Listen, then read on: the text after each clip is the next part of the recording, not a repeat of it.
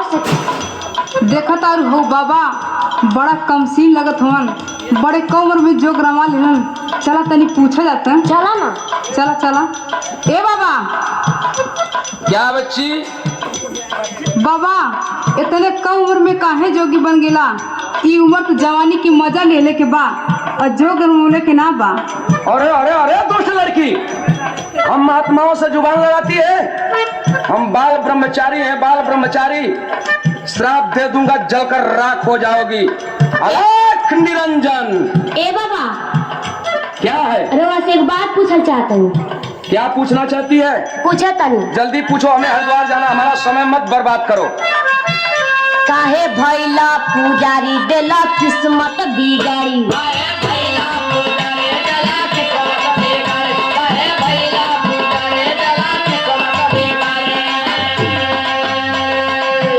काहे भैला पुजारी देला किस्मत बिगाड़ी। करा हमारा से यारी दोपहरिया में।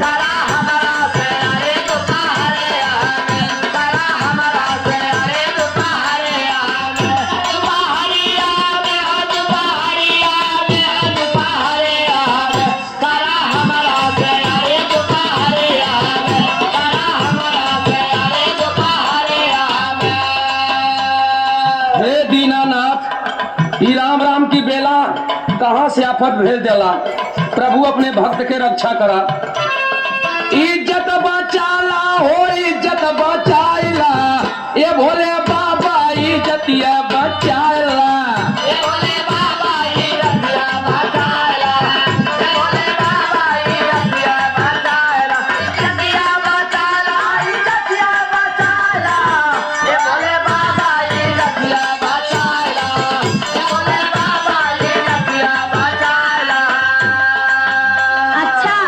भोले बाबा के पुजारी बनत हवा, भोले बाबा के बुलावत हवा। हम भोले बाबा का बचपन से पूजा करीला, लेकिन भोले बाबा के नहीं हाल देखत हवा। भैला भोले के पुजारी उते लेके घूमे नारी। ए लड़की, हमें गुमराह मत करो।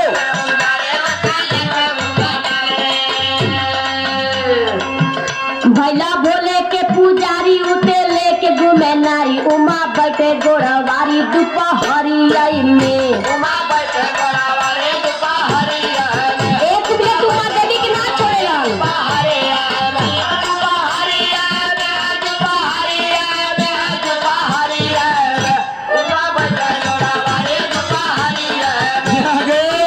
राजू शुक्ला ग्राम गंगा डिहवा के निवासी हैं, उनके तरफ से अरे भगवान भोलेनाथ भी गड़बड़ है। हाँ सुनो तो, अब हम भगवान भोलेनाथ की पूजा नहीं करेंगे।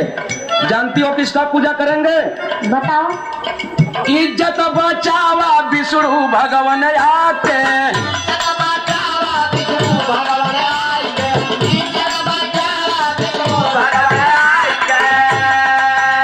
अरे पैया परी तुहरे कहीं समझाई के।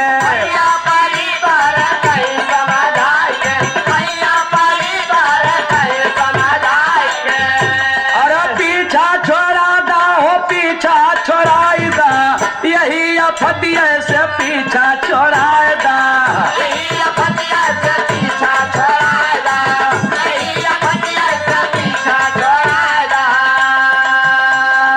अच्छा, विष्णु भगवान के पूजा करत हवा और का? लेकिन उनका कहानी ना जानत हवा। कहीं नहु गड़बड़ हुन का भाई? हाँ, नारी बदे भइल आनर, नारद के कैले बानर।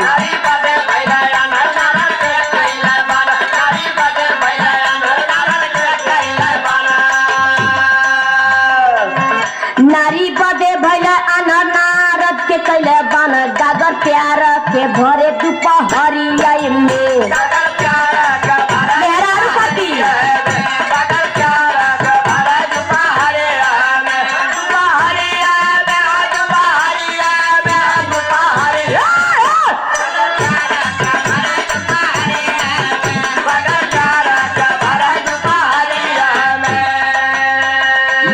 के तू हमें गुमराह करना चाहती हो। हाँ। हमारे विष्णु भगवान भी गड़बड़ हैं, तो अब हम हनुमान जी की पूजा करेंगे। जैसे हनुमत भैला बाल ब्रह्मचारी जैसे हनुमत भैला बाल ब्रह्मचारी, जैसे हनुमत भैला बाल ब्रह्मचारी। अरे चर्चा तुहार गावे दुनिया सारी चर्चा तोहार गावे दुनिया सारी, चर्चा तोहार गावे दुनिया सारी। ए हनुमान स्वामी तू तो बाल ब्रह्मचारी हुआ, ये भक्त के कष्ट जान सकेला। अरे बतिया बनादा हो, बतिया बनाई दा, ए कबीराई मरी बतिया बनाई दा।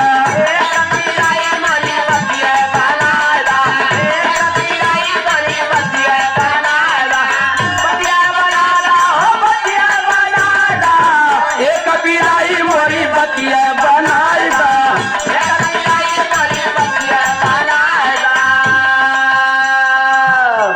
अच्छा, हनुमान जी के बारे में पूछा था। और का हनुमान बाल ब्रह्मचारी हुआ ई नहीं जानता था। का? जब श्री राम जी ससुरारी अपने गैलन, अच्छा साथ में हनुमान जी गैलन। सीता जी के सखिया सहेली जब श्री राम जी से मजाक करे लगली, हनुमान जी सोचल करे बाप रे बाप, हमरो शादी भइल है, हमो से मजाक होत कि ना। भगवान राम अपने भक्त के दिल के बात जब जलन, उहे कलयुग में हनुमान भइल के भाई बताओ तन। लेला कलयुग में अवतार भइला लोरी का जुधार। लेला कलयुग में अवतार भइला लोरी का जुधार, लेला कलयुग में अवतार भइला लोरी का जुधार। लेला कलयुग में अवतार भइला लोरी का जुधार, कैला चनवा उड़ार दुपहरिया में, कैला चनवा उड़ार दुपहरिया में, कैला चनवा उड़ार दुपहरिया में, दुपहरिया में, दुपहरिया में, दुपहरिया चनवा उड़ार दुपहरिया में, कैला चनवा उड़ार दुपहरिया में। अच्छा तो हनुमानो जी गड़बड़ हुवन, हाँ भगवान भी गड़बड़ हुवन। और यार तोरे बातें में बड़ा दम लगत बा। ए भगवान अब हमके माफ करिहा। हई लाए अपन कंठी आ हई लाए अपन माला, हई सरंगी गुदरी अब अपन समारा हमहू चलत है अपन दुनिया बसावे। अरे तोहरी बतिया में बड़ा दम बा